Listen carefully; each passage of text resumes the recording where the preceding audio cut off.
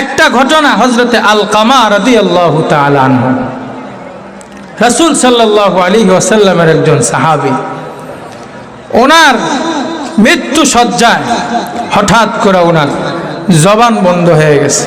কি বন্ধ হয়ে গেছে? জবান বন্ধ হয়ে গেছে।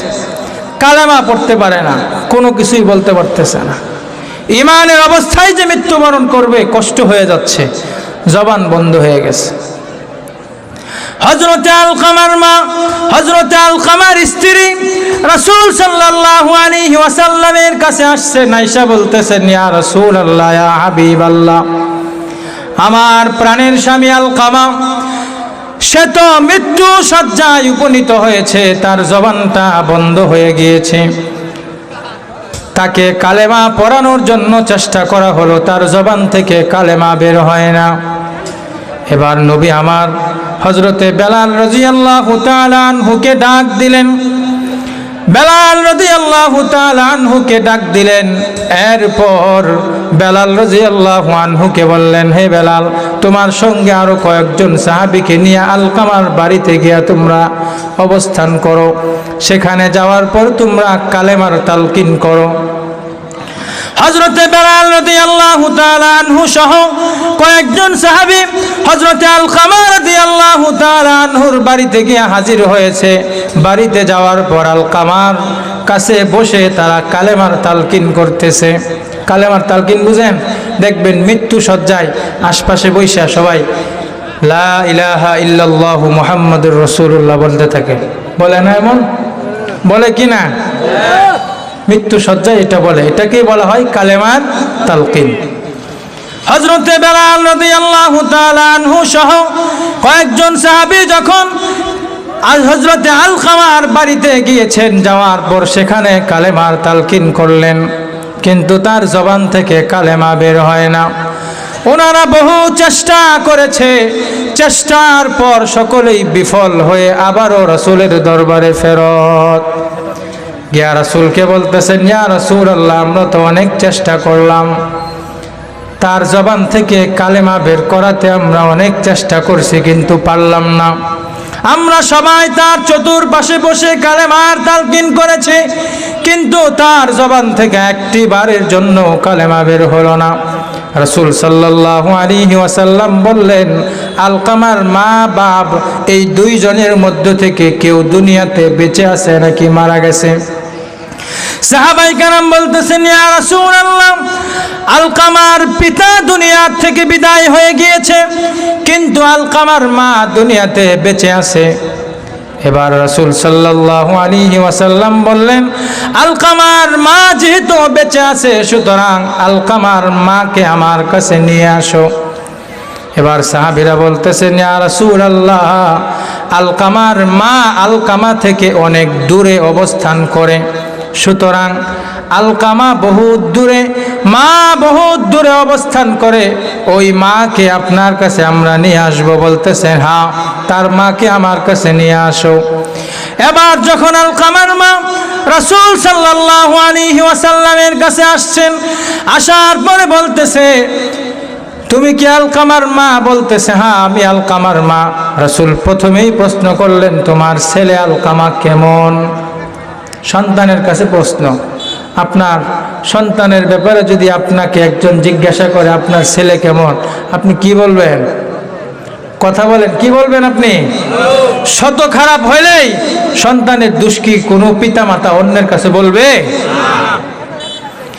হযরতে আলকামার মা রাসূল সাল্লাল্লাহু আলাইহি ওয়াসাল্লাম উনি যখন আলকামার মাকে প্রশ্ন করলেন, তোমার সন্তানটা কেমন? আলকামার মা তখন বলতেছে, ইয়া রাসূলুল্লাহ, আমার ছেলে আলকামা তো অনেক ভালো, সে দান খয়রাত করে, অনেক 5 ওয়াক্ত নামাজ পড়ে, তাকবীর ওলার সঙ্গে নামাজ পড়ে, অনেক নেক আমল করে, কিন্তু ইয়া রাসূলুল্লাহ, আমি আলকামার প্রতি অসন্তুষ্ট।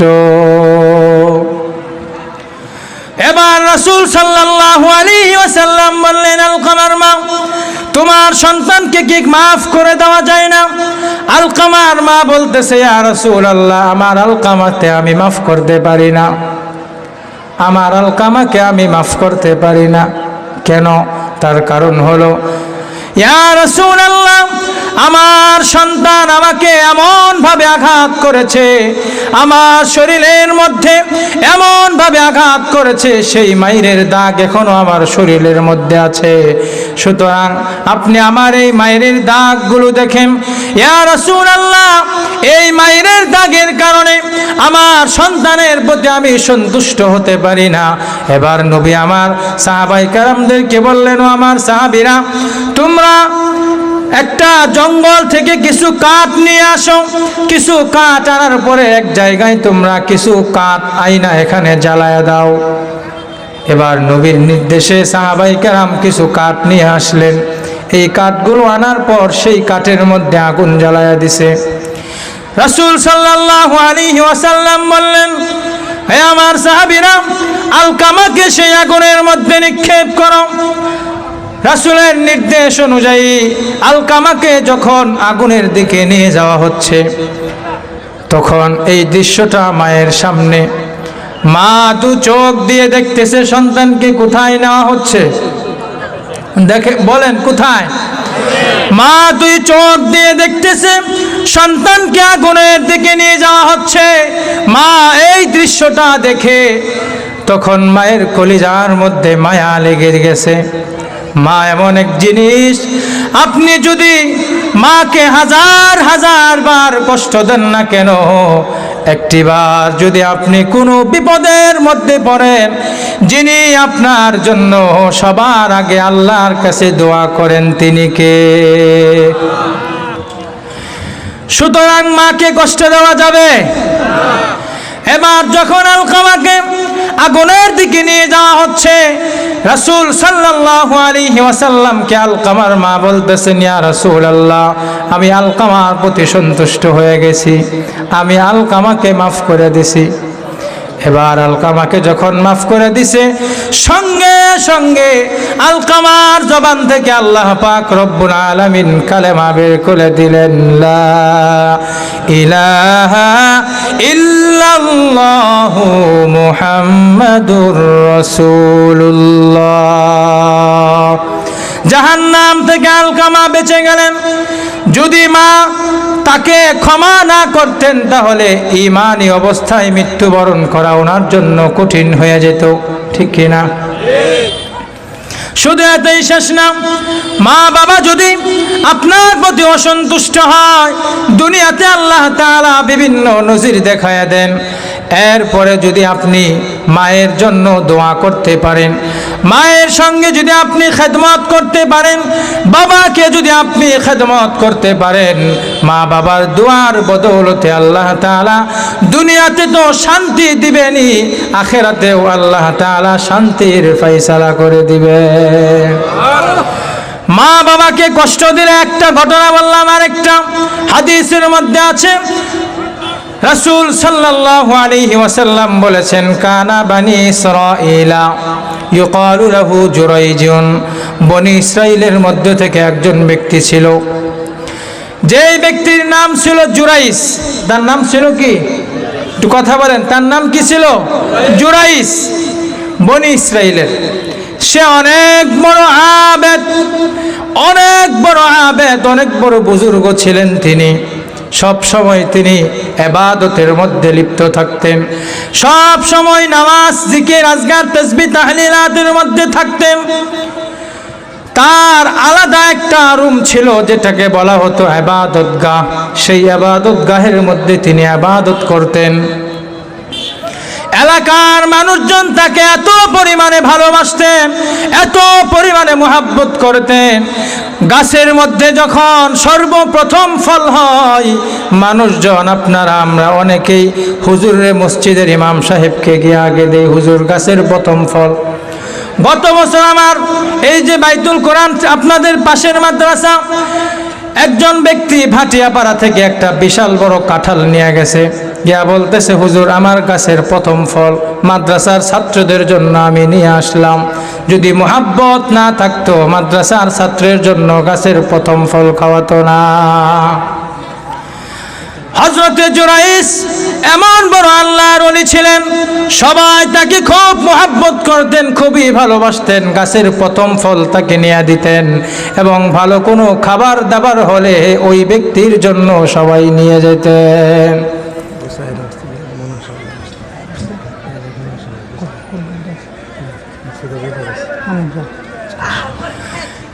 আমি শেষ করে দিব অল্প একটু সময়। এই জুরাইস সে তো অনেক বড় আবেদ, তার ইবাদত গাহে ইবাদত করত। হঠাৎ করে একদিন তার মা তার সন্তানের সঙ্গে দেখা করার জন্য গেছে। মা বাসার বাহিরে দাঁড়ায়া বলতেছে, আসসালামু আলাইকুম ইয়া জুরাইস, আমি তোমার মা এসেছি, কাল্লিমনি, আমার সঙ্গে তুমি কথা বলো। এবার যখন মা সন্তানকে বললেন, আমার ডাকে সাড়া দাও, আমার সঙ্গে কথা বলো। সন্তান ভিতরে নামাজের মধ্যে অবস্থায়, সন্তান নামাজরত অবস্থায় আছে, সন্তান নামাজ পড়বে, নামাজ পড়তেছে, আর এদিক দিয়ে মায়ের আওয়াজও শুনতেছে। সে নামাজের মধ্যে চিন্তা করলো, সলাতি ওয়া উম্মি, সলাতি ওয়া উম্মি, আমার মায়ের ডাকে সাড়া দিব নাকি আমি নামাজ পড়ব। ফাখতারাস সালাতা, তিনি নামাজকে বেছে নিয়েছেন। মার আগে চলে গেছেন, আবার আসছেন মা সন্তানের সঙ্গে দেখা করার জন্য। মা আবার আসছেন, আবার বাহির থেকে সালাম দিয়েছেন, বলতেছে, আমি তোমার মা এসেছি, সুতরাং কাল্লিমনি, আমার সঙ্গে তুমি কথা বলো। মা যখন দ্বিতীয়বার এসেছে, কাল্লিমনি, আমার সঙ্গে কথা বলো। সন্তান ভিতরে নামাজের মধ্যে আছে, সন্তান নামাজে চিন্তা করতেছে, সলাতি ও উম্মি, আমি কি নামাজ পড়বো নাকি আমার মায়ের ডাকে সাড়া দিব। সে ফাখতারাস সালা, সে নামাজকে বেছে নিয়েছে, নামাজের মধ্যে আছে। মা ক্ষিপ্ত হয়ে দ্বিতীয়বারও চলে গেলেন, আবার তৃতীয়বার আসছেন মা। তৃতীয়বারও আসার পর বাহির থেকে সালাম দিছে, বলতেছে, কাল্লিমনি, হে জুরাইস, আমি তোমার মা এসেছি, আমার সঙ্গে তুমি কথা বলো। জুরাইস নামাজের মধ্যে আছে, সে নামাজে চিন্তা করতেছে, সলাতি ওয়া উম্মি, নামাজ পড়বো নাকি মায়ের ডাকে সাড়া দেব। এই কথা বলতে বলতে ফাখতারাস সালা, তিনি নামাজকে বেছে নিয়েছেন। মা তিনবার যখন দেখলেন সন্তান আমার ডাকে আর সাড়া দেয় না, তখন সন্তানের প্রতি মা ক্ষিপ্ত হয়ে বলতেছে, আচ্ছা মা, তোকে দেখার জন্য এসেছিল, মায়ের চেহারা দেখলি না, ঠিক আছে, তুই বেশ্যা মহিলার মুখ দেখিস। নাউজুবিল্লাহ। মায়ের জবান থেকে বের হয়ে গিয়েছে বদদুয়া, বের হয়েছে। এত বড় বুজুর্গ, এত বড় আল্লাহর ওলি, সবাই যাকে মহব্বত করতেন, মায়ের একটা বদদুয়া তার মুখ থেকে বের হয়ে গেছে। মা বলতেছে, বেশ্যা মহিলার মুখ দেখিস। কিছুদিন পর এলাকার মধ্যে একটা যুবতী মেয়ে, তার বিবাহ হয়নি। এই মেয়ে তার রূপ সৌন্দর্যকে জুরাইজের সামনে গিয়া প্রকাশ করত, তার সৌন্দর্যকে সেখানে গিয়া প্রকাশ করত। আর এই মেয়ে একজন রাখালের সঙ্গে জিনায় লিপ্ত হয়েছিল। এই মেয়ে, সে তার সৌন্দর্যকে ওই বুজুর্গের সামনে গিয়া পেশ করত। কিছুদিন পর এই মেয়ের পেট থেকে একটা সন্তান হয়েছে।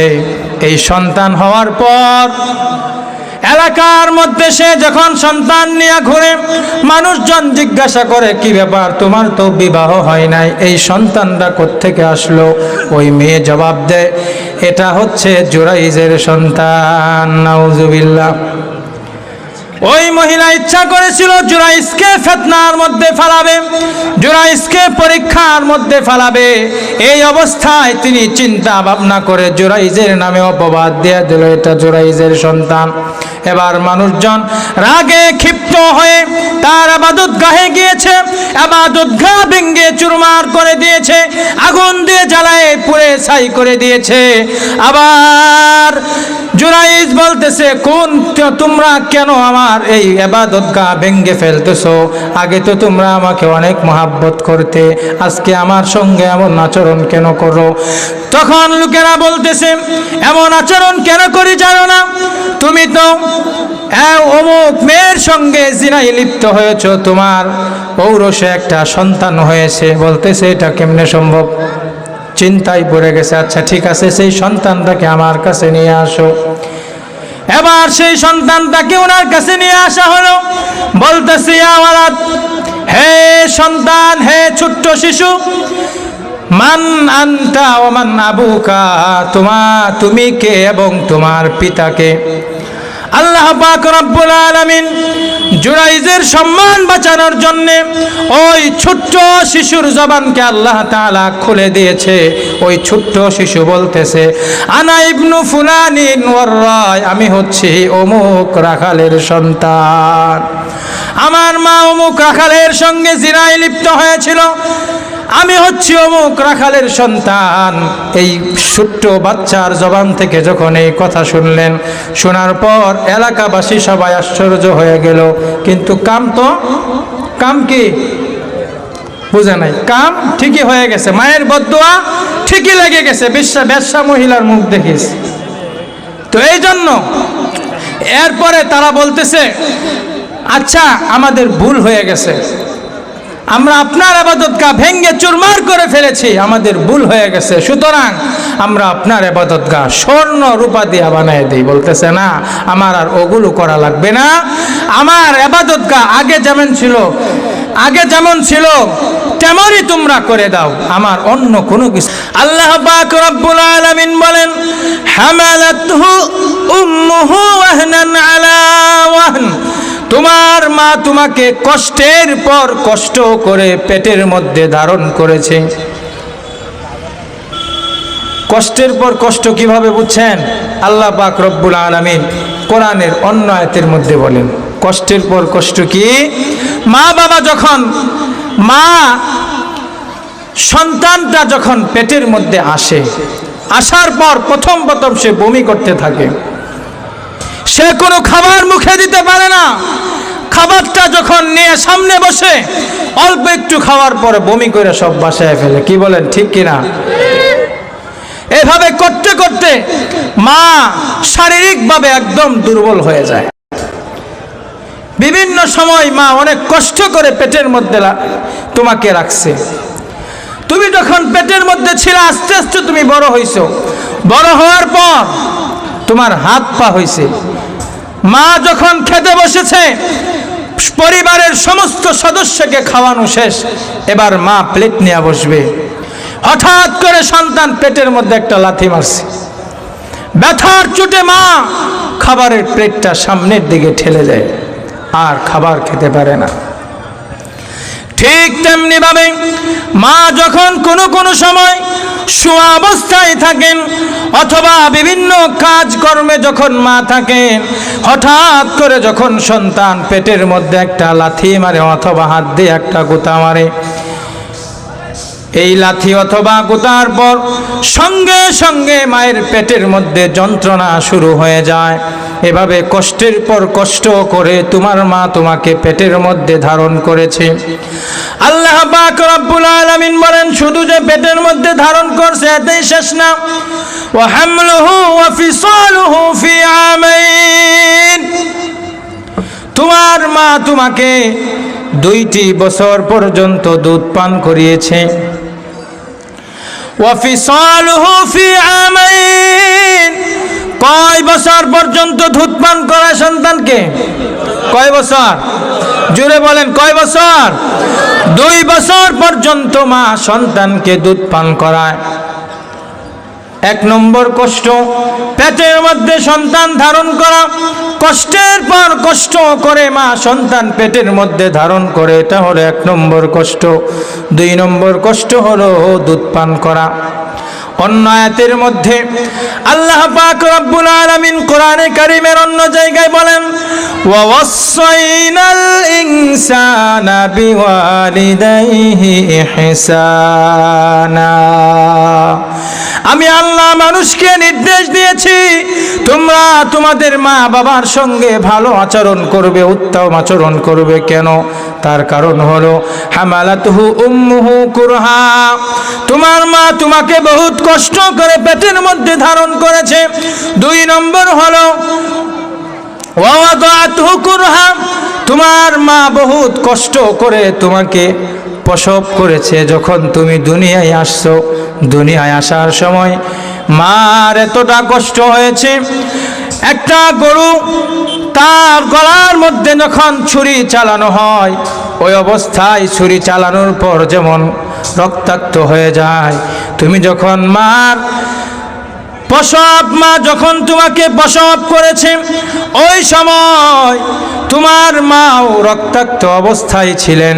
এই জন্য নবী আমার বলেন, হাদিসের মধ্যে বলেছেন, যদি কোনো মা ওই অবস্থায় মারা যায়, তাহলে যারা জিহাদের ময়দানে যায়, জিহাদের ময়দানে যারা যুদ্ধ করতে করতে শহীদ হয়ে যায়, ওই শহীদ যারা জিহাদের ময়দানে শহীদ হয়ে যায়, তাদের আমলনামায় যেই পরিমাণ সওয়াব দেওয়া হয়, আল্লাহ পাক রব্বুল আলামিন বলেন, ওই মা যদি সন্তান প্রসবের সময় মৃত্যুবরণ করে, আমি আল্লাহ ওই মহিলার আমলনামার মধ্যে সেই পরিমাণ সওয়াব দান করি।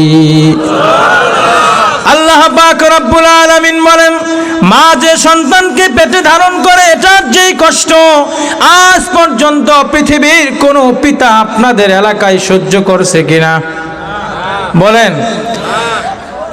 সে কেউ সহ্য করছে? অন্য হাদিসের মধ্যে রাসূল সাল্লাল্লাহু আলাইহি ওয়াসাল্লাম বলেছেন, এক সাহাবী এসে জিজ্ঞাসা করতেছেন, ইয়া রাসূলুল্লাহ, মান আহাক্কুন নাসি বিহুসনি সাহাবাতি, সৎ আচরণের, উত্তম আচরণের জন্য সবচাইতে বেশি হকদার কে? সবচাইতে বেশি হকদার কে? শুনেন, এটা প্রশ্ন করছে এক সাহাবী আয়েশা, কাকে? রাসূল সাল্লাল্লাহু আলাইহি ওয়াসাল্লামকে আয়েশা প্রশ্ন করছে, মান আহাক্কুন নাসি বিহুসনি সাহাবাতি, সবচাইতে উত্তম আচরণের যোগ্য কে? রাসূলুল্লাহ সাল্লাল্লাহু আলাইহি ওয়াসাল্লাম বললেন, উম্মুকা, তোমার মা। এবার বললেন, কুলতু সুম্মা মান, দ্বিতীয়বার আবার প্রশ্ন করলাম, দ্বিতীয়তে কার খেদমত করব? দ্বিতীয়তে উত্তম আচরণের হকদার কে? নবী আমার দ্বিতীয়বারে বলেন, সুম্মা উম্মুকা, এরপর তোমার মা। এবার আবার ওই সাহাবী জিজ্ঞাসা করতেছেন, ইয়া রাসূলুল্লাহ, সুম্মা মান, প্রথমবার গেল মা, দ্বিতীয়বারও গেল মা, তিন নম্বরে কার খেদমত করব?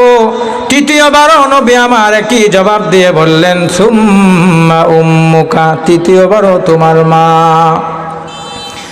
এবার ওই সাহাবী বলতেছে, কুলতু সুম্মা মান, আবার আমি রাসূলকে জিজ্ঞাসা করলাম, ইয়া রাসূলুল্লাহ, প্রথমবার মায়ের, দ্বিতীয়বারও মায়ের, তৃতীয়বারও মায়ের, এই তিনবার মায়ের খেদমতের কথা বললেন, মায়ের খেদমতের পরে কার খেদমত করব?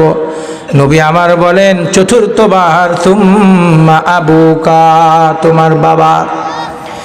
এই যে হাদিস, এই হাদিস দ্বারা মুহাদ্দিসিনে কেরাম ব্যাখ্যা করেছেন, কোরআনে কারীমের যে আয়াত আমি পড়েছি, আল্লাহ পাক রব্বুল আলামিন কোরআনে কারীমের মধ্যে তিনটা কষ্টের কথা বর্ণনা করেছেন। এক নম্বর হলো পেটে ধারণ করার কষ্ট, দুই নম্বর হলো প্রসব বেদনা, তিন নম্বর হলো দুধ পান করানোর কষ্ট।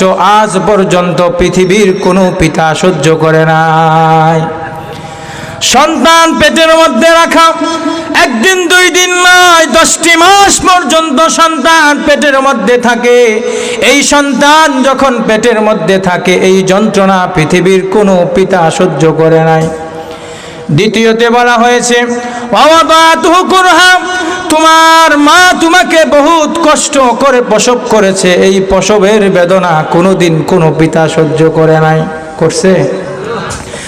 ডেলিভারির সময় যখন হয়ে যায়, ওই সময় স্বামী স্ত্রীকে বলতে থাকে, স্ত্রী স্বামীকে বলতে থাকে, ওগো প্রাণের স্বামী, একসঙ্গে বহুদিন সংসার করেছি, চলার পথে যদি আমার কোনো কথায় কষ্ট পেয়ে থাকেন, আমার যদি কোনো আচরণে কষ্ট পেয়ে থাকেন, তাহলে আমাকে আজকে ক্ষমা করে দেন। কারণ হলো আমার এখন ডেলিভারির সময় হয়েছে, এই ডেলিভারি হইতে গিয়ে হয়তো আমি চিরতরের জন্য বিদায় হয়ে যেতে পারি, অথবা আল্লাহ পাক হয়তো আমাকে বাঁচিয়ে রাখতে পারেন। এটা আল্লাহর ব্যাপার। ওগো প্রাণের স্বামী, একসঙ্গে দীর্ঘদিন পর্যন্ত সংসার করেছি, কোনো কথায় কোনো আচরণে যদি কষ্ট পেয়ে থাকেন তাহলে আমাকে আজকের জন্য ক্ষমা করে দেন। 2 নম্বর কষ্ট, অবাদাতুহু কুরহা, বহুত কষ্ট করে মা সন্তান, বহুত কষ্ট করে মা সন্তানটাকে প্রসব করে। আমি যখন দুনিয়ায় এসেছি, মা প্রসব বেদনার সময় আল্লাহ পাক রব্বুল আলামিন ওই বেদনার সময় মাকে শাহাদাতের মর্যাদার সওয়াব দান করেন। বলেন সুবহানাল্লাহ। 3 নম্বরে বলেছেন, দুধ পান করানোর বেদনা আজও পর্যন্ত পৃথিবীর কোনো পিতা সহ্য করে নাই। সন্তানের যখন ক্ষুধা লাগে, ওই ক্ষুধা লাগার পর পৃথিবীর কোনো পিতা আজও পর্যন্ত তার স্তন থেকে দুধ পান করায় নাই। করাইছে? কথা বলেন, করাইছে? সন্তানের যখন পেটে ক্ষুধা লাগে, ক্ষুধা লাগার পর সে ক্রন্দন করতে থাকে, চিৎকার করতে থাকে। তার এই চিৎকারটাই প্রমাণ করে দেয় আমার ক্ষুধা লেগেছে, অতএব আমার খানার প্রয়োজন, আমাকে দুধ দাও। এই ক্রন্দনটাই সন্তানের মায়ের সঙ্গে আল্লাহ একটা গুরুত্বপূর্ণ কালেকশন করে দিয়েছেন। সন্তানের যখন দুধ পান করার সময় হয়, রাত 1টা 2টা নয়, 3টা নয়, 4টা নয়, গরম আর ঠান্ডা নয়, যখন মায়ের সন্তানের যখন দুধ পান করার সময় হয়, যখন সে ক্রন্দন করতে থাকে, ওই ক্রন্দন করার পর সর্বপ্রথম মা সন্তানকে দুধ পান করায়। এই দুধ পান করানোর কষ্ট কোনোদিন পৃথিবীর কোনো পিতা সহ্য করে নাই।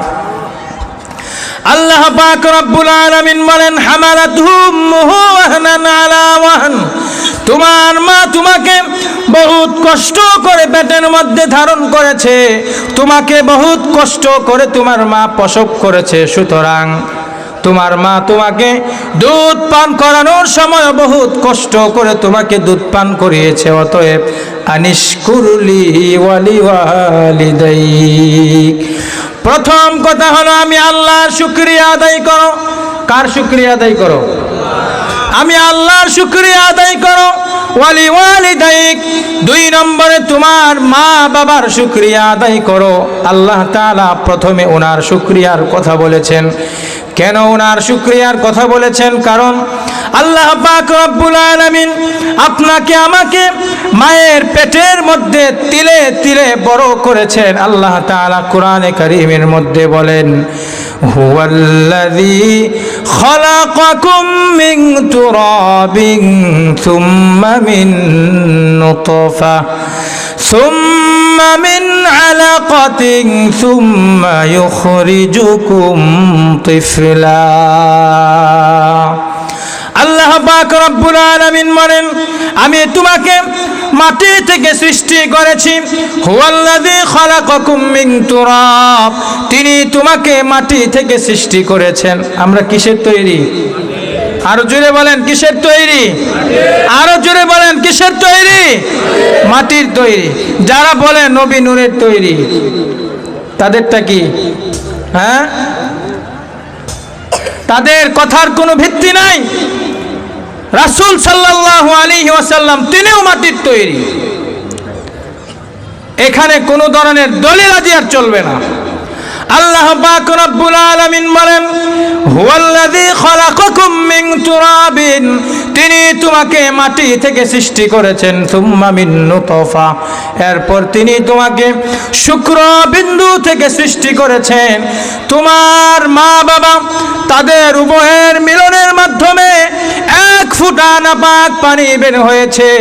এই 1 ফোঁটা নাপাক পানির মাধ্যমে আমি আল্লাহ তোমাকে আস্তে আস্তে করে তিলে তিলে বড় বানিয়েছি। এই মাটি, এই 1 ফোঁটা পানি আমি প্রথমে তোমার মা বাবা তাদের 2 জনের মেলামেশার মাধ্যমে 1 ফোঁটা পানি সর্বপ্রথম আমি আল্লাহ সংরক্ষণ করেছি। এরপর এখান থেকে আমি আল্লাহ রক্তে রূপান্তরিত করেছি। কিসে?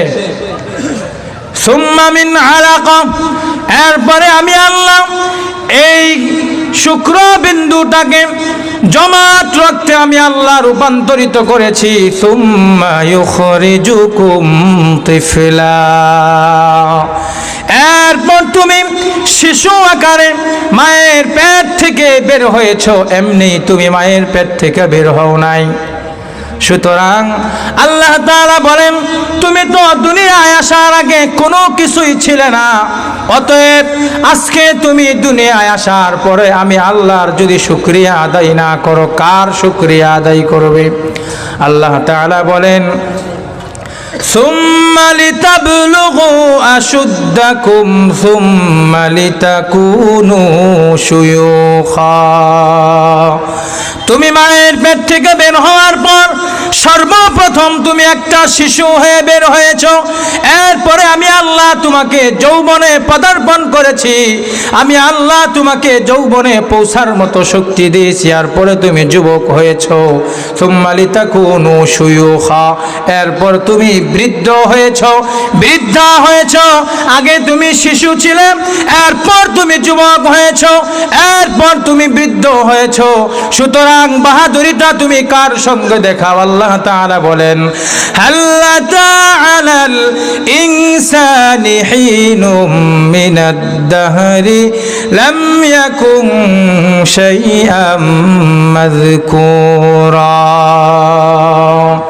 তুমি দুনিয়ায় আসার পূর্বে উল্লেখযোগ্য কোনো কিছুই তুমি ছিলে না। আল্লাহ তাআলা বলেন তুমি দুনিয়ায় আসার পূর্বে কোনো কিছুই ছিলে না, আমি আল্লাহ তোমাকে বহুত কিছু দান করেছি। অন্য জায়গায় আল্লাহ উল্লেখ করেন হুয়াল্লাযী আখরাজাকুম মিন বুতুনি উম্মাহাতিকুম লা তা'লামুনা শাইআ, আল্লাহ পাক রব্বুল আলামিন বলেন তিনি তোমাকে মায়ের গর্ভ থেকে এমন অবস্থায় বের করেছেন লা তা'লামুনা শাইআ, ওই সময় তুমি কোনো কিছুই জানতে না, কোনো কিছুই বুঝতে না। বুঝতেন কিছু? হ্যাঁ, কোনো কিছুই জানতেন না, কোনো কিছুই বুঝতেন না। এরপরে আল্লাহ তাআলা আপনাকে বুঝার জন্য, শোনার জন্য বিভিন্ন অঙ্গ প্রত্যঙ্গ দান করেছেন। আল্লাহ বলেন হুয়াল্লাযী আখরাজাকুম মিন বুতুনি উম্মাহাতিকুম লা তা'লামুনা শাইআ ওয়া জা'আলা লাকুমুস সামআ ওয়াল আবসারা ওয়াল আফইদা, এরপর আল্লাহ তাআলা আপনাকে আমাকে কান দিয়েছেন শোনার জন্য। আল্লাহ পাক আপনাকে আমাকে কয়টা কান দিয়েছেন? কথা বলেন, কয়টা কান? দুইটি কান আল্লাহ তাআলা শোনার জন্য দিয়েছেন। এরপর আল্লাহ তাআলা বলেন ওয়াল আবসারা, তোমাকে আমি আল্লাহ দৃষ্টি শক্তি দিয়েছি। আজকে তাকায়া দেখেন রাস্তাঘাটে দেখা যায় অনেক অন্ধের অভাব নেই, দুই চোখ দেয়া কোনোদিন সে দেখতে পারে না, ভোরের আলো দেখতে পারে না, সূর্যের আলো দেখতে পারে না, দুনিয়ার চাকচিক্য দেখতে পারে না। আল্লাহ তাআলা আপনাকে আমাকে দুটা চক্ষু দিয়েছেন, এই চক্ষুর মাধ্যমে দুনিয়ার সব কিছু অনুভব করি, দুনিয়ার সব কিছু দুই চোখের মাধ্যমে দেখতে থাকি। অতএব আল্লাহ তাআলা বলেন তুমি কার সঙ্গে অহংকার করো, কার সঙ্গে তুমি বাহাদুরি করো? ওয়াল আবসারা ওয়াল আফইদা, আমি আল্লাহ তোমাকে একটা অন্তর দান করেছি লাআল্লাকুম তাশকুরুন, যেন আমি আল্লাহর শুকরিয়া আদায় করো। আমি আল্লাহ তোমাকে এত কিছু দান করলাম, এরপরেও তুমি আমি আল্লাহর নাফরমানি কিভাবে করো? নামাজের সময় যখন হয় মসজিদের মধ্যে মুসল্লি ভইরা যায় নাকি? কথা বলেন, মুসল্লি ভইরা যায় না খালি থাকে? খালি থাকে না ভইরা যায়? শুধু জুমার দিন মসজিদ ভরে যায়, শুধু জুমার দিন যদি মসজিদ ভরে যায় এতেই কি ইমানি দায়িত্ব পালন হয়ে গেল? হ্যাঁ,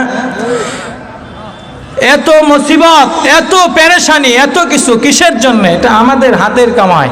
আমরা নামাজ ছাইরা দিছি, নামাজ পড়ি না, নামাজের সময় যখন হয় তখন এদিক সেদিক বসে থাকি। এই যে বাজার, ব্যবসায়ী ভাইয়েরা রাগ করবেন না আপনারা, যখন নামাজ চলে এরপরেও বিভিন্ন দোকানে দেখা যায় টিভি চলতে থাকে। আমি আপনাদের মসজিদের খতিব, আমার দায়িত্ব এগুলো বলার। আমি বিভিন্ন সময় বলি, আজকে এই মাহফিলে অনুরোধ করে বলি, নামাজের সময় যখন হয়ে যাবে, মসজিদটা আপনাদের একদম কাছে, অতএব নামাজের সময় হলে এদিক সেদিক আর ঘোরাফেরা করবেন না, মসজিদে চলে যাবেন। নামাজের সময় হলে টিভি সিনেমা এগুলো সব বন্ধ করে দিবেন। যুবক ভাইরা, তোমরা গুনাহের থেকে বিরত থাকার চেষ্টা করো। গান বাদ্য এগুলো বাদ দাও।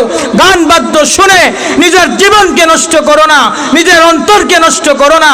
আল্লাহ পাক রব্বুল আলামিন শোনার জন্য তোমাকে কান দিয়েছেন, গান শোনার জন্য নয়। তোমাকে চক্ষু দিয়েছেন আল্লাহ তাআলা, বেগানা মহিলাকে দেখার জন্য নয়, মেয়েদেরকে দেখার জন্য আল্লাহ তোমাকে চক্ষু দেন নাই। কলব দিয়েছেন আল্লাহ তাআলা তোমাকে খারাপ কিছু অনুধাবনের জন্য নয়। আল্লাহ তাআলা ভালো কিছু তোমাকে বোঝার জন্য, ভালো কিছু শোনার জন্য বিভিন্ন অন্ন পতঙ্গ আল্লাহ দান করছেন। কোরআনের অন্য জায়গায় আল্লাহ পাক রব্বুল আলামিন বলেন, ওয়ালাহুম আ'ইনুন লা ইউবসিরুনা বিহা ওয়ালাহুম আযানুন লা ইয়াসমাউনা বিহা। যাদেরকে আমি আল্লাহ চক্ষু দিয়েছি, এই চক্ষু দেওয়ার পরেও যদি চোখ দ্বারা কেউ ভালো কিছু না দেখে, যাদেরকে আমি আল্লাহ কান দিয়েছি, এই কান দেওয়ার পরেও যদি সে ভালো কিছু না শুনে, উলাইকা কাল আনআম, এরা হচ্ছে চতুষ্পদ জন্তুর মতো। কিসের মতো? কথা বলেন, কিসের মতো? চতুষ্পদ জন্তুর মতো। শুধু এতে শেষ না, আল্লাহ পাক রব্বুল আলামিন কোরআনের মধ্যে বুঝিয়ে দিয়েছেন, শুধু এতেই শেষ না, বরং উলাইকা কাল আনআমি বাল হুম আদাল, বরং চতুষ্পদ প্রাণীর চেয়ে নিকৃষ্ট। অতএব বুঝার জন্যে আল্লাহ তাআলা আপনাকে এত কিছু দান করেছেন, অতএব আল্লাহর সঙ্গে নাফরমানি করার সুযোগ আছে? হ্যাঁ, আরো কথা বলেন, সুযোগ আছে? আল্লাহ পাক রব্বুল আলামিন বলেন, তুমি যখন মায়ের পেটের মধ্যে ছিলা, আমি আল্লাহ তোমাকে সেই জায়গায় খাবারের ব্যবস্থা করে দিয়েছিলাম। কিভাবে? তোমার মা যখন সন্তান পেটের মধ্যে এসেছে, সন্তান পেটে আসার পরে মায়ের মাসিক বন্ধ হয়ে যায়। আমি আল্লাহ মায়ের মাসিক বন্ধ করে, মায়ের নাভির সঙ্গে আমি আল্লাহ তোমার নাভির একটা কালেকশন লাগিয়ে দিয়েছি। মায়ের নাভি আর তোমার নাভি, দুই নাভির সঙ্গে আমি আল্লাহ একটা কালেকশন করে দিয়েছি। মা খাবার খাবে, এই খাবার সন্তানের পেটের মধ্যে যাবে। মায়ের রক্তে মাংসর মাধ্যমে আল্লাহ তোমাকে পেটের মধ্যে আস্তে আস্তে করে লালন পালন করেছে। আল্লাহ পাক রব্বুল আলামিন এই নারীটা মায়ের নাভির সঙ্গে যেই তার সন্তানের নাভির সঙ্গে লাগিয়েছেন, এটা যদি আল্লাহ ইচ্ছা করতেন মুখের মধ্যেও লাগাইয়া দিতে পারতেন, কিন্তু মুখে দেন নাই কেন? মুখটা নাপাক হয়ে যাবে, এই মুখ পবিত্র মুখ নাপাক হয়ে যাবে, এই জন্য আল্লাহ তাআলা মুখের মধ্যে লাগান নাই, এখানে লাগিয়ে দিয়েছেন। আল্লাহ বলেন, আমি তোমার জন্য মায়ের পেটে থাকা অবস্থায় আমি এত কিছু ব্যবস্থা করেছি, অতএব আমি আল্লাহর সঙ্গে তুমি কিভাবে নাফরমানি করো? আমার শুকরিয়া আদায় করো। দুনিয়ায় যখন আমি এসেছি, দুনিয়ায় আসার পর আপনি কোনো ফল ফ্রুট খেতে পারতেন না, ভালো একটা খাবার আপনি খেতে পারবেন না, মোরগ পোলাও গুস্ত খেতে পারবেন না। আপনি আর সন্তানকে আপনি অনেক মহব্বত করেন। যদি আপনি বলেন আমার সন্তানকে আমি অনেক মহব্বত করি, এই শিশু সন্তান জন্ম হয়েছে, এখন যদি আপনি বলেন সন্তানকে আমি গুস্ত দেই, মোরগ পোলাও দেই, আপেল দেই, আপনার সন্তান কি এই খাবারটা খেতে পারবে কি পারবে না? কথা বলেন, পারবে? কেন পারবে না? দাঁত নাই, এগুলো খাওয়ার মতো তার শক্তি নাই। আল্লাহ পাক রব্বুল আলামিন জানেন সন্তান ওই ছোট অবস্থায় সে কোনো কিছুই খেতে পারবে না। আল্লাহ তাআলা আপনার আমার জন্যে মায়ের স্তনের মধ্যে জন্মের 6 মাস আগে আপনার আমার জন্যে আল্লাহ তাআলা দুধ রিজার্ভ করে রেখে দিয়েছে। সুবহানাল্লাহ। আর একটু আস্তে কোন সুবহানাল্লাহ। আল্লাহ পাক রব্বুল আলামিন বলেন, এত কিছু আমি আল্লাহ তোমার জন্য করলাম, সুতরাং আনিশকুরুলি, আমি আল্লাহর শুকরিয়া আদায় করো। কোত্থেকে শুরু হয়েছেন বুঝছেন তো? শুকরিয়া বুঝাইতেছি। আল্লাহ বলছেন কি আনিশকুরলি, আমার শুকরিয়া আদায় করো। 2 নম্বর ওয়ালিদাইক, 2 নম্বর তোমার পিতামাতার শুকরিয়া আদায় করো। কারণ তুমি যখন দুনিয়াতে এসেছো, তোমার দুনিয়ায় আসার পর তোমার মা বাবা তোমার জন্য অনেক কষ্ট করেছে, বহুত কষ্ট করে তোমাকে লালন পালন করেছে। বাবার পকেটে টাকা নাই, সন্তান যখন বলে বাবা মজা খাবো, বাবার কলিজা ওই মুহূর্তে ধরফর করতে থাকে যদি সন্তানকে টাকা দিতে না পারে। ঈদের সময় যখন হয়ে যায়, বাবা সন্তানের জন্য আগে ঈদের কাপড় চোপড় কিনে, এরপর নিজের জন্য টাকা থাকলে কিনে, অন্যথায় কিনে না, আছে না নাই? মা বাবা পৃথিবীর মধ্যে সবচাইতে মা বাবার মতো সন্তানকে যেই পরিমাণ মা বাবা আদর করে, পৃথিবীতে আরো কেউ আছে সন্তানের মতো আদর করে, মায়ের মতো আদর করে? আছে কেউ পৃথিবীতে? এই যে দুনিয়ার মধ্যে একজন আরেকজনকে ভালোবাসে কোনো না কোনো স্বার্থের জন্যে, স্ত্রী স্বামীকে ভালোবাসে স্বার্থের জন্যে, স্বামী স্ত্রীকে ভালোবাসে স্বার্থের জন্যে, এরপরে নেতাকে, তার সঙ্গে যত চেলাবেলা থাকে নেতাকে ভালোবাসে স্বার্থের জন্যে। কিন্তু দুনিয়াতে মা বাবা, তাদেরকে আল্লাহ তাআলা এমন মায়া মোহাব্বত তাদের অন্তরে দান করছেন, তারা সন্তানকে ভালোবাসে নিঃস্বার্থে, কোনো সন্দেহ নাই, ঠিক কিনা? এতে কোনো সন্দেহ নাই। অতএব মা বাবা, তুমি যখন দুনিয়ায় আসছো, মা বাবা যদি ইচ্ছা করতেন তোমাকে ড্রেনের মধ্যে ফালাইয়া দিবে, পারতেন না? যদি ইচ্ছা করতেন ড্রেনে ফালাইয়া দিবে, পারতেন না? পায়খানা করে দিছে সন্তান, পায়খানা করার পর দেখা যায় গোটা শরীর মাখায়া ফেলছে, বালিশের কভার পর্যন্ত মাখায়া ফেলে, সমস্ত কাপড় চোপড় মাখায়া ফেলে। মা বাবা অত্যন্ত মায়া মোহাব্বত নিয়ে এটা পরিষ্কার করে।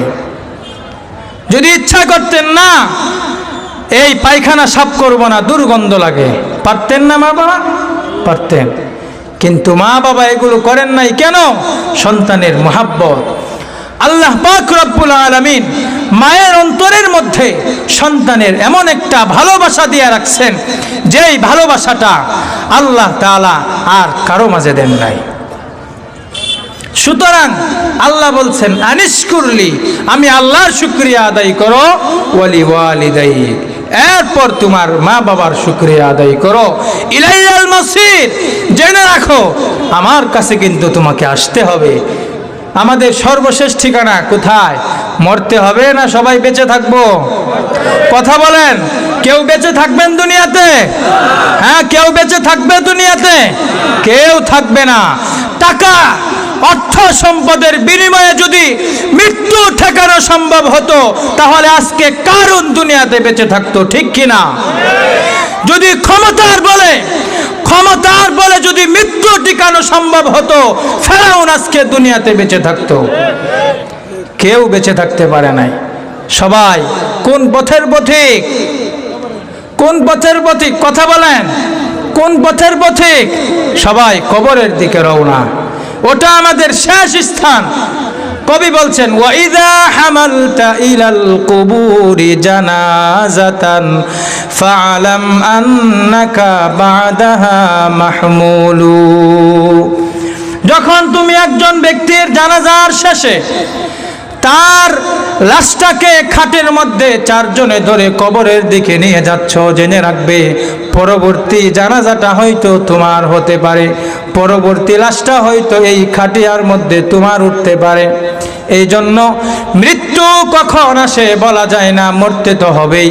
আল্লাহ তাআলা বলেন ইলাইয়াল মাসির, আমার কাছেই তোমাদেরকে আসতে হবে, ফিরে আসতে হবে। সুতরাং আমি আল্লাহ যেই ফর্মুলা দিয়েছি সেই ফর্মুলা অনুযায়ী তোমার জীবনকে পরিচালনা করো, তোমার জীবন ধন্য হয়ে যাবে। আল্লাহ পাক রব্বুল আলামিন কোরআনে কারীমের বিভিন্ন জায়গায় ওনার ইবাদতের পাশাপাশি আল্লাহ তাআলা মা বাবার খেদমতের কথা উল্লেখ করে দিয়েছেন। সুতরাং মা বাবার অন্তরে কষ্ট দেওয়া যাবে আরো জোরে বলেন, কষ্ট দেওয়া যাবে? আপনি যদি মা বাবার খেদমত করেন তাহলে দুনিয়াও লাভ, আখিরাতেও লাভ। শুধু এতেই শেষ না, আপনার মা বাবার দিকে যদি একবার মায়া, মুহাব্বত, আন্তরিকতা, এই ভালোবাসা সহকারে যদি মা বাবার চেহারার দিকে একবার দৃষ্টিপাত করেন, রাসূল সাল্লাল্লাহু আলাইহি ওয়াসাল্লাম বলেন, কোন সন্তান যদি তার মা বাবার দিকে ভালোবাসা, মায়া, মুহাব্বত সহকারে দৃষ্টিপাত করে, আল্লাহ পাক রব্বুল আলামিন ওই ব্যক্তির আমলনামার মধ্যে একটি মাকবুল হজের সওয়াব দান করবেন। সুবহানাল্লাহ। এরপর এক সাহাবী জিজ্ঞাসা করলেন, ইয়া রাসূলুল্লাহ, যদি কোনো ব্যক্তি দিনে 100 বার তার পিতামাতার চেহারার দিকে তাকায় তাহলেও কি সে এই সওয়াবের ভাগী হবে? নবী আমার বলেন, কোন ব্যক্তি যদি 100 বার নয়, শত শতবার যদি মায়া, মুহাব্বত, ভালোবাসা সহকারে, আল্লাহ তাআলার ভালোবাসা সহকারে মা বাবার চেহারার দিকে যদি দৃষ্টিপাত করেন, আল্লাহ তাআলা প্রত্যেক তাকানোর বিনিময়ে একটি করে মাকবুল হজের সওয়াব দান করবে। অন্য হাদিসের মধ্যে রাসূল সাল্লাল্লাহু আলাইহি ওয়াসাল্লাম বলেন, হুমা জান্নাতুকা হুমা নারুকা, এই দুইজন পিতা মাতা তারা হচ্ছে তোমার জান্নাত, তারা হচ্ছে তোমার জাহান্নাম। সুতরাং তুমি যদি মা বাবার খেদমত করে, মা বাবাকে সন্তুষ্ট করে যদি আমি আল্লাহর কাছে তুমি ফেরত আসতে পারো, তোমার ঠিকানা হবে চিরস্থায়ী জান্নাত। আর যদি তুমি মা বাবার খেদমত না করে, তাকে অসন্তুষ্টি করে যদি তুমি চলাফেরা করো, তোমার ঠিকানা হবে জাহান্নাম। এবার আসেন, আল্লাহ পাক রব্বুল আলামিন কোরআনে কারীমের মধ্যে 6টি কথা উল্লেখ করেছেন মা বাবার সঙ্গে কেমন ভাবে আচরণ করতে হবে, কেমন কথা বলতে হবে। আল্লাহ তাআলা বলেন, ওয়া ক্বাদা রাব্বুকা আল্লা তা'বুদু ইল্লা ইয়াহু ওয়া বিল ওয়ালিদাইনি ইহসানা। তোমার প্রতিপালক তিনি একটা ফায়সালা করে দিয়েছেন। ফায়সালাটা হলো আমি আল্লাহর ইবাদত করবে। কার ইবাদত করবে? আল্লাহ তা'বুদু ইল্লা ইয়্যাহ। আল্লাহ পাক রব্বুল আলামিন বলেন, আমি আল্লাহর পক্ষ থেকে চূড়ান্ত ফায়সালা করে দিয়েছি, পৃথিবীর আর কোনো ব্যক্তির ইবাদত করা যাবে না। ইবাদত করব কার? আরো জোরে বলেন, ইবাদত করব কার? সুতরাং মাজারে গিয়া সন্তান চাওয়া যাবে? মাজারে গিয়া সেজদা দেওয়া যাবে? সেজদা করব কাকে? যা চাওয়ার চাবো কার কাছে? আল্লাহর কাছে চাবো, পৃথিবীর অন্য কারো কাছে চাবো না। সবাই দুনিয়াতে স্বার্থপর, সবাই নিজেরটা নিয়ে বুঝে। আল্লাহ পাক রব্বুল আলামিন বলেন, 1 নম্বর আমি আল্লাহর ইবাদত করবে। এরপরে আল্লাহ বলতেছেন, ওয়া বিল ওয়ালিদাইনি ইহসানা, তোমার মা বাবার সঙ্গে সৎ ব্যবহার করবে। কার সঙ্গে সৎ ব্যবহার? মা বাবার সঙ্গে সৎ ব্যবহার করবে। আল্লাহ পাক রব্বুল আলামিন বলেন, ইম্মা ইয়াবলুগান্না ইনদাকাল কিবারা আহাদুহুমা আও কিলাহুমা ফালা তাকুল লাহুমা উফফিন ওয়ালা তানহারহুমা। আল্লাহ পাক রব্বুল আলামিন বলেন, ইম্মা ইয়াবলুগান্না ইনদাকাল কিবার, যদি তোমার মা বাবা উভয়ের মধ্য থেকে একজন অথবা দুইজন, আহাদুহুমা আও কিলাহুমা, মা বাবা দুইজনের মধ্য থেকে একজন অথবা দুইজন, এই দুইজনের মধ্য থেকে একজন অথবা দুইজন যদি বৃদ্ধ অবস্থায়, বৃদ্ধে যদি তারা রূপান্তরিত হয়, আল্লাহ তাআলা বলেন মা বাবার সঙ্গে খারাপ আচরণ করতে পারবে না। আহাদুহুমা আও কিলাহুমা ফালা তাকুল লাহুমা উফ। মা বাবাকে এমন কোনো কথা বলা যাবে না যেই কথা বলার কারণে মা বাবার জবান থেকে উফ শব্দটা বের হয়ে আসে। আমাদের সমাজের মধ্যে এমন সন্তান বহু খুঁজে পাওয়া যাবে, মা বাবাকে শুধু উফ শব্দটা না, মা বাবার জবান থেকে বদদুয়া পর্যন্ত বের করে ফেলে, এমন আছে না নাই? আল্লাহ পাক রব্বুল আলামিন বলেন, এক নম্বর কথা হলো তোমার মা বাবার সঙ্গে ভালো ব্যবহার করবে। তাদের দুইজনের মধ্য থেকে একজন অথবা দুইজন তারা যখন বৃদ্ধ অথবা বৃদ্ধা হয়ে যাবে, ওই সময় ফালা তাকুল লাহুমা উফ, এমন কোনো আচরণ, এমন কোনো কথা বলা যাবে না যেই কথা বলার কারণে তাদের জবান থেকে উফ শব্দটা বের হয়ে আসে। বরং কথা বলবে কিভাবে? হ্যাঁ, কথা বলবে কিভাবে? ফালা তাকুল লাহুমা উফফি ওয়ালা তানহারহুমা, তাদেরকে ধমকও দেবে না, ধমক দিয়া কথা বলবে না, তাদেরকে ধমক দিয়াও কথা বলা যাবে না। মা বাবা তোমাকে বৃদ্ধ হওয়ার পর একটি বিষয় বারবার প্রশ্ন করবে, বাবা এটা কি, বাবা ওটা কি, বিভিন্ন সময় বিভিন্ন প্রশ্ন করতে পারে। ওই সময় তোমার রাগ করা যাবে না, কারণ তুমি যখন ছোট ছিলে ওই সময় ছোট অবস্থাতে তুমি বাবাকে মাকে বিভিন্ন প্রশ্ন করতে, একটি বারের জন্য বাবা মা রাগ করতেন না? রাগ করতেন নাকি আপনারা? কোনো পিতামাতা রাগ করতেন না, সব সময় সন্তানের কথা জবাব দেওয়ার চিন্তা ভাবনা করতেন। আল্লাহ তাআলা বলেন, ওই ছোট অবস্থায় যখন তোমার পিতামাতা তোমাকে বহুত কষ্ট করে মায়া মমতা মোহাব্বত দিয়ে লালন পালন করেছে, সুতরাং বৃদ্ধ অবস্থায় তাদের সঙ্গে তুমি সেই ভালো আচরণ করো। ওয়ালা তানহারহুমা, তাদেরকে ধমক দেওয়া যাবে না, বরং তাদের সঙ্গে কিভাবে কথা বলবে আল্লাহ তাআলা জানায় দেন, ওয়াকুল লাহুমা কওলান কারীমা, তাদের সঙ্গে সম্মানজনক কথা বলবে। কি কথা? কি কথা? সম্মানজনক কথা বলবে। শুধু এতই শেষ না, আল্লাহ পাক রব্বুল আলামিন পরবর্তী আয়াতের মধ্যে বলেন, ওয়াখফিদ লাহুমা জানাহাল যুল্লি মিনার রাহমা ওয়া কুর রাব্বিরহামহুমা কামা রাব্বায়ানি সগীরা। ওয়াখফিদ লাহুমা জানাহাজ যুল্লি, তুমি তোমার পিতামাতা তাদের জন্য তোমার মায়া মুহাব্বতের ছায়া মা বাবার জন্য তুমি বিছায়া দাও। কাদের জন্য বিছায়া দাও? মা বাবার জন্য তোমার রহমতের ডায়া দানা, তোমার মায়া মুহাব্বতের ছায়াটা মা বাবার জন্য বিছায়া দাও। ওয়াকুর রব্বিরহামহুমা কামা রব্বায়ানি সগীরা, এবং সব সময় তাদের জন্য দোয়া করবে। কেমন দোয়া? এমন দোয়া করবে আল্লাহ পাক শিখিয়ে দিয়েছেন, রব্বিরহামহুমা কামা রব্বায়ানি সগীরা। হে আল্লাহ, তুমি আমার মা বাবার উপর দয়া করো, তাদেরকে তোমার রহমতের ছায়া দ্বারা আবৃত করে ফেলো, যেমনি ভাবে তারা আমাকে আমার শৈশবকালে লালন পালন করেছিল তাদের স্নেহের কোলের মধ্যে।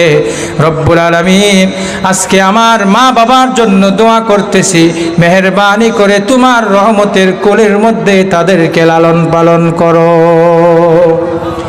মা বাবার জন্য এই দোয়াটা করতে রাজি আছেন তো সবাই? কার কার মা বাবা এখনো বেঁচে নাই? হাত উঠান। মা বাবা দুইজন অথবা একজন নাই, কার কার হাত উঠান। অনেকের মা বাবা নাই, হাত নামান। দুইজনের একজন অথবা দুইজন আছে, কার কার হাত উঠাই। আপনাদের দোয়ার ভান্ডার এখনো জারি আছে, হাত নামান সবাই। দোয়ার ভান্ডার এখনো কি আছে? জারি আছে। হাদিসের মধ্যে রাসূল করিম সাল্লাল্লাহু আলাইহি ওয়াসাল্লাম বলেন, তিন ব্যক্তির দোয়া দোয়া কখনো বিফলে যায় না। কয় ব্যক্তির দোয়া? 3 ব্যক্তির দোয়া কখনো বিফলে যাবে না।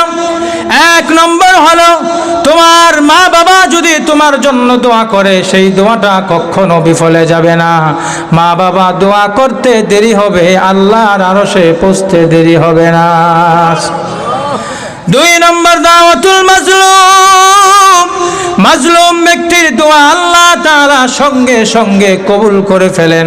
মাজলুম ব্যক্তি যখন আল্লাহর কাছে বদদোয়া করে, ওই বদদোয়াটা আল্লাহ তাআলা এমন ভাবে কবুল করেন, 16 বছর রাজত্ব করার পরেও 1 সেকেন্ডও সময় থাকে না ভাষণ দেওয়ার জন্য, ঠিক কিনা? আল্লাহ পাক রব্বুল আলামিন যখন রাগান্বিত হয়ে যাবেন, তখন কারো কোনো ক্ষমতা থাকবে না, কোনো কিছুই বলার আর থাকবে না। এই জন্য দাওয়াতুল মাজলুম, মাজলুম যখন বদদোয়া করে, ওই বদদোয়া কখনো বিফলে যাবে না। মাজলুমের দোয়া সঙ্গে সঙ্গে যিনি কবুল করে নেন তিনি কে? সর্বশেষ দাওয়াতুল মুসাফির। মুসাফিরের দোয়া, এটা আল্লাহ তাআলা বিফলে নেন না, এই দোয়াটা আল্লাহ তাআলা কবুল করে ফেলেন। মুসাফিরের দোয়া আল্লাহ কবুল করেন। বোঝানোর জন্য হাদিসটি বললাম। মা বাবা তারা এমন, তাদের মুখ থেকে যেই দোয়াটা বের হবে আল্লাহর দরবারে সেই দোয়াটা সঙ্গে সঙ্গে কবুল হয়ে যায়। তাদেরকে কষ্ট দেওয়া যাবে? কথা রাগ করতেছেন আপনারা? চলবে না বন্ধ হয়ে যাক? চলবে আরো? আচ্ছা, তো মা বাবা তাদের 2 জনের একজন, কাউকে কষ্ট দেওয়া যাবে না, তাদের সঙ্গে ভালো ব্যবহার করতে হবে। যদি কেউ মা বাবাকে কষ্ট দেয় তাহলে তার পরিণাম আখেরাতে তো শাস্তি আছে, দুনিয়াতেও কিছুটা ভোগ করতে হয়। আমি 2টা ঘটনা বলবো যদি সময় হয়, আর যদি এর মাঝে বক্তা আইসা পড়ে ইনশাআল্লাহ তাহলে তো হবেই। আখেরাতে তো শাস্তি হবেই,